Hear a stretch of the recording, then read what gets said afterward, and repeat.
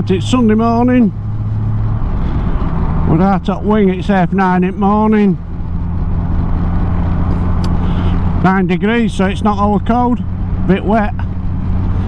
Few little jobs to do. Out delivering Christmas cards. So that's my little job for this morning.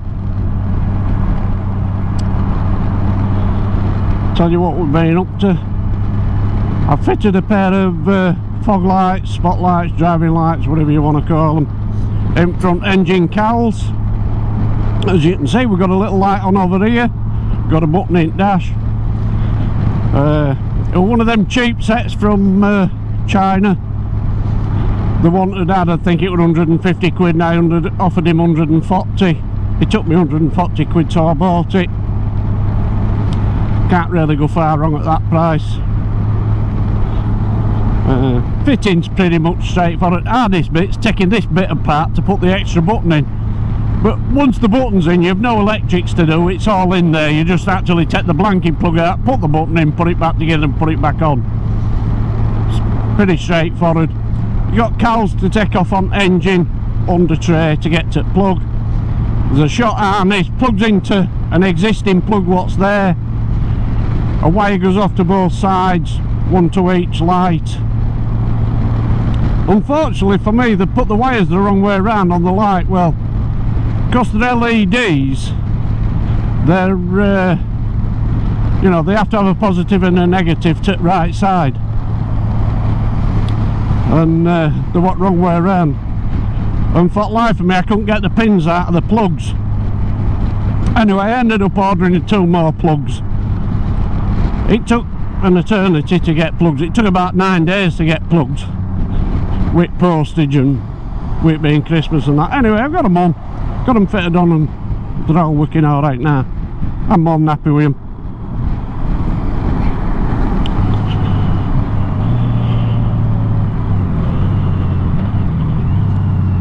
I mean, certainly, I suppose I could have sent them back, but it was more trouble than what it was worth. And it wasn't such a big issue. I think it cost me 6 quid for a pair of plugs. I couldn't get the genuine Honda ones, which would be the ones what plugged into it, because they'd used, you know, Honda type plugs, the Honda 2-pin plug. I don't know who makes it, I don't like that. But I ended up with 2 similar ones. And of course, the waterproof plugs, because they're down inside cowl at the bottom. So, anyway, that's what it was. It's nice to be out and it's not so cold.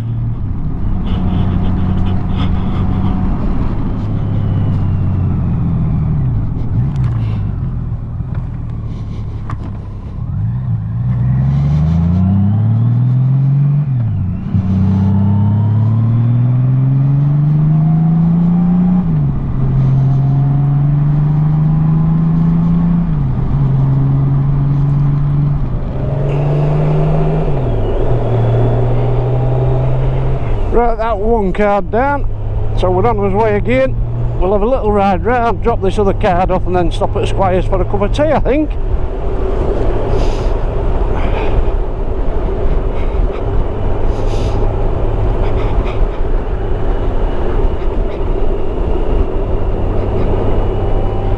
I'd been out other day on it, I went into Leeds. I decided I'd buy myself a pair of heated gloves.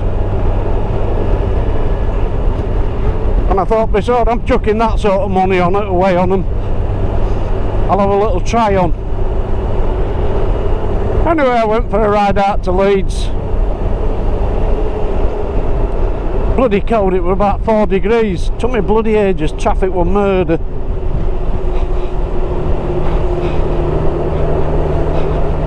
Wow, that sun's low in the sky. Anyway, I picked a pair out what I fancied, which was Gerbin. I think it's something like that. I just can't remember how they pronounce it. They're about, I don't know, a couple of £100 with batteries, because I wanted battery ones. I didn't want wired ones. I'm not a big fan of wires, so anyway, it didn't matter which pair I tried. by the time you put the cuff, the battery in the cuff, I couldn't get the cuff over my jacket.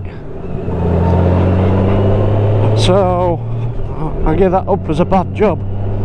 I thought by the time I finished here I'll end up buying a bloody jacket and a pair of gloves. Well, to be quite honest, the other gloves I tried, I got a slightly bigger cuff. If you can see it over the edge there, the lightning jet. Anyway, like I said, the ones with the slightly bigger cuff, they were 179 quid, and I think batteries were about 80 quid. And I thought, yeah, I wouldn't have minded paying it if they'd have fitted nice and they'd have gone over my cuff nice, but they wouldn't, they were horrible. So anyway, I gave that up as a bad job. I decided I'd live with cold.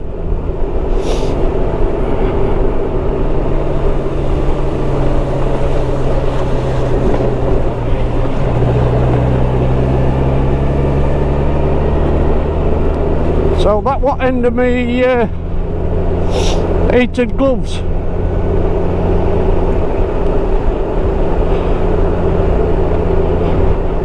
I mean, the heated grips are pretty good, it was just back of my fingers got a bit cold, so anyway, it was what it was.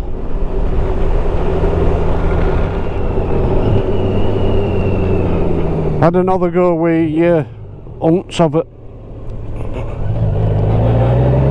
Fuel range job and fuel gauge.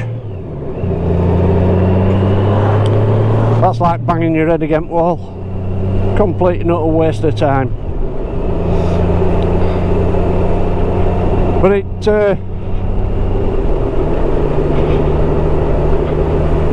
I basically rung them up, had a word, and basically they'd asked me what Honda had said to them was, could they compare it against 6 like-for-like bikes, or half a dozen like-for-like bikes, something like that. And as they said, you know, he says, we ain't got 6 bikes to compare it against. Anyway, I says, I have a few mates, I'll ask them. Anyway, I got a picture of the clock with range on and average mileage and all that.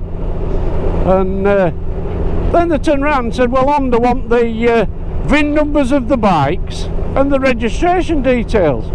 And I said to him, I says, I think you take it piss like. I don't really think it's my job to supply that information. I says, and it's not something I'm comfortable asking a mate for, if I can have his registration and VIN details to pass on to you, to pass on to Honda. I says, I don't think that's really how it should work. Anyway, I says, Honda won't even speak to me while you've examined it. And I says, you don't want to look at it, and to be quite honest, I don't want to drive over to Manchester with it. I says, not at this time of year anyway. But I says, if needs must, I would. Anyway, he says, oh, you could try Miles Kingsport. And I thought, that bloody stinks, doesn't it? You know, you go to one dealer, buy something, and they push it on to another dealer. I thought, yeah, what a shower of shit. So anyway, I didn't like ringing Miles Kingsport because it was their bike I test rode their bike, and basically I bought this because it was bloody cheap. It had only done 400 and I think it was 90 mile or something, and it was cheap, so I saved a fair bit of money buying this.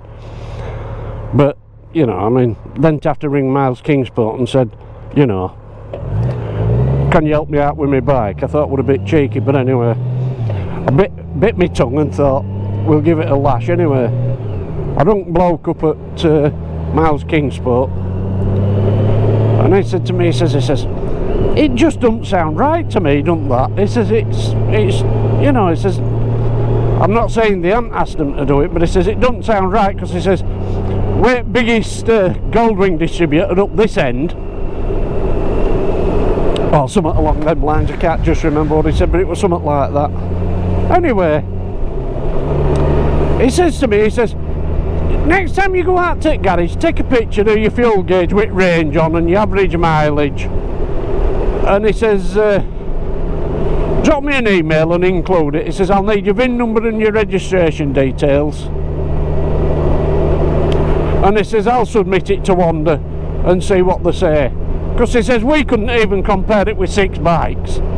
So it says it just doesn't sound right to me, doesn't that? So I thought, oh well, that's pretty good. So that's where I'm at now. I've done the email, I've got pictures,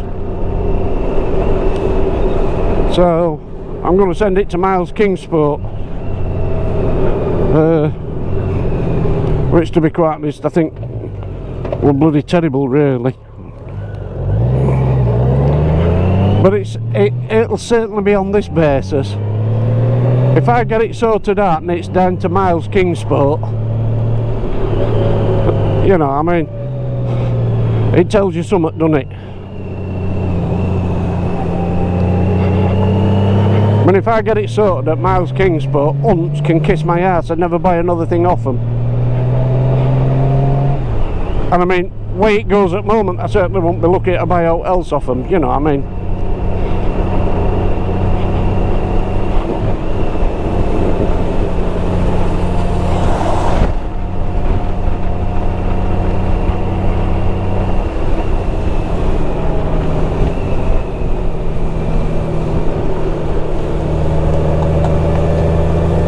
I can't say I was a big fan of Osses. I'm not right struck. I'll tell you a little tale about Osses. Here's that road, I can never remember which one it is.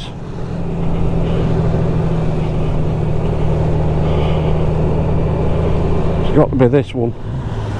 So you can't see it bloody sign, there's a sign somewhere. I don't know where it is, I think this is it. Yep. Anyway, I'll tell you a tale at Osses. I once out with my mate, a kid called Barry, donkey's years, and I mean we were both, well, we'd be 17, and we're off down this little lane sort of thing, and it was single traffic, and there were a lass coming towards us with an horse. So of course we both stopped, and as the horse is passing us, it started swinging its arse out, and I thought, the bloody thing's going to kick me. Well, I thought, yeah, if it kicks me, it'll kick me right off bike. So I thought, you stuff that. Anyway, I dumped clutch and moved. And obviously I were in front and my mate were behind me. And the last give me mate a right bollocking, because I'd set off, and I thought, yeah, well, if it bloody kicks me and it knocks my bike over, I mean, who's going to pay for my bike? I thought, you can piss off. I won't risking it. Yeah, they've got awfully big teeth that can bite like hell and that can kick like hell, so better off getting them a wide berth.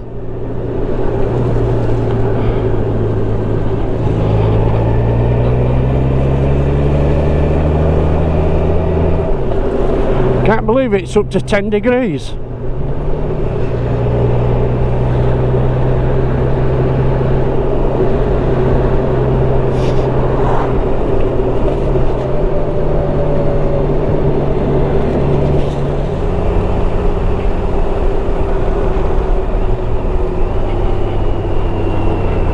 I'll just have a park on this bit of land here and show you these spotlights. See if you can have a quick look.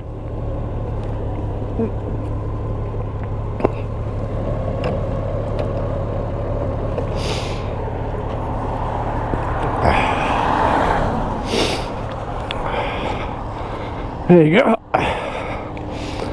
Just like the genuine Honda ones as far as I can see. Like I say, you've this cowl to take off, one underneath, obviously you've that one to take off, this one, which allows you to take all others off. And pretty straightforward, just plugs in down this side. Job done. Like I say, hardest bit's taking this bit off. That's an absolute pain in the arse.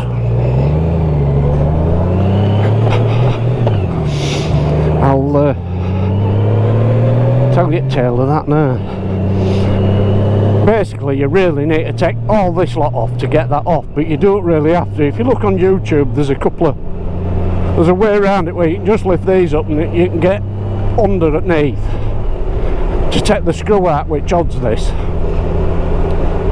Well, it's a bit of a fiddly little job, and I dropped one at bleeding screws. Well, I heard it rattle halfway through the bike, and I thought, well, I'll bugger that. I'm certainly not taking all plastics off to fin that screw. So anyway, there's a screw floating about somewhere inside it. So anyway, I had to jump on netting. Luckily Fowler's had some in stock. So I can't remember what they were, £1.25 a piece, and I thought, oh well, I might as well get forward on them because I've carriage to pay anyway. Anyway, it cost me £8 for 4 bloody screws. £8 something for 4 screws, but needs must. Let's put it this way, would I rather spend £8 or take all plastic off? And I'd rather spend £8.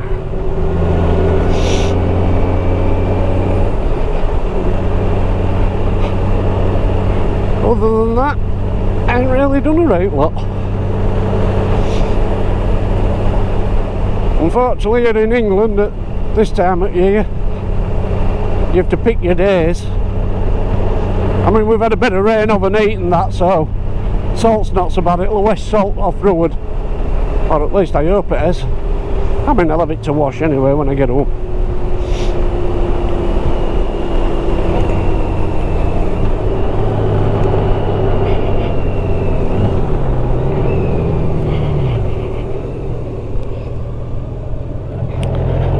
I'll tell you what does needle me. I've got these BMW Atlantis gloves on, or whatever the bloody call them, and I can't stop flicking main beam switch. If you can see, it's here, and I keep clicking it with my finger and just flicking main beam on. I don't know why. I mean, I can only say it's down to this little wiper bit here, that glove, because I never ever do it with my other gloves. It's just this pair of gloves. Why, I have no idea. Anyway, in end of world, so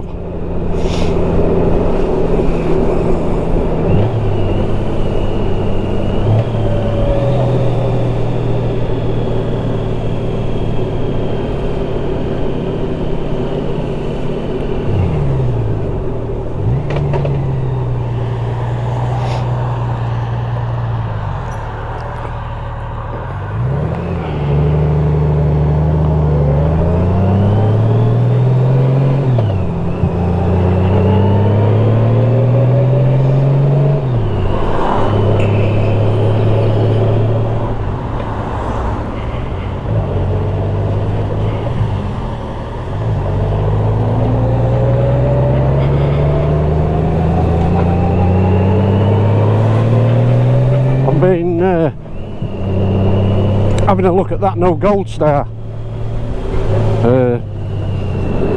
Indian company must have bought name for BSA or something, and they produced the bike. Everybody keeps saying Gold Star. Yeah, it looks similar. I mean, it's not going to be a Gold Star. It just isn't. I mean, I've never been a big single fan anyway, like, but it looks nice. Be nice to get a leg over it and have a little go. And I haven't heard what price it's going to make yet. I think it'll be somewhere priced along the lines of Interceptor, which will be right enough. But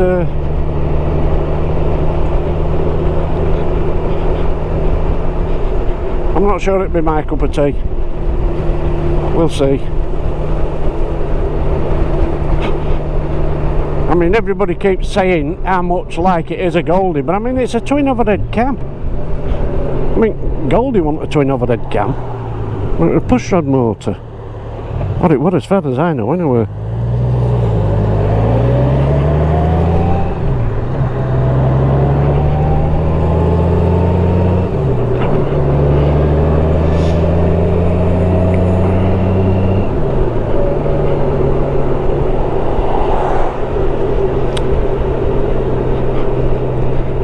looking at a video on YouTube about it, and I think it looks pretty good. I think you know, it looks the part. The radiator looks a bit big for me out front of it, but I suppose if you need to water cool it down, like, you know, and you need to get a radiator in, that's what you've got to have. And of course, to get it through new emissions, I would think they'd really struggle with air cooling, so I suppose that's what it had to have. And header pipes look a bit big to me. They look a bit looks a bit chunky, but you know, silencers look reasonably nice and all that sort of stuff.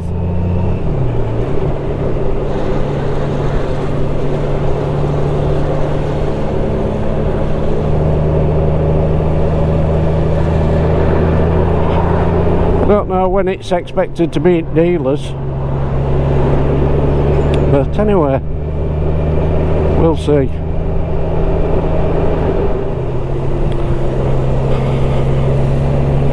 Got this last card to drop off, and then I'm off down to Squires for a cup of tea. My good wife says she might make me there. I think I've missed that bloody turning. I should have gone up.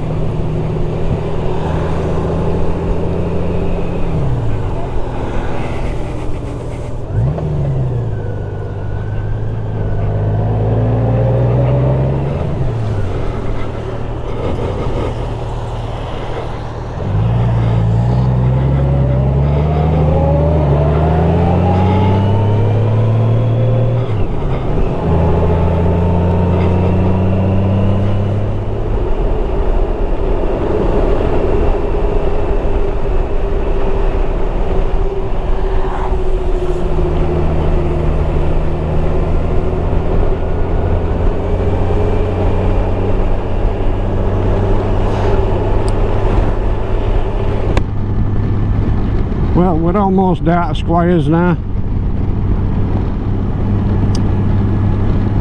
and we'll see you up next ride out.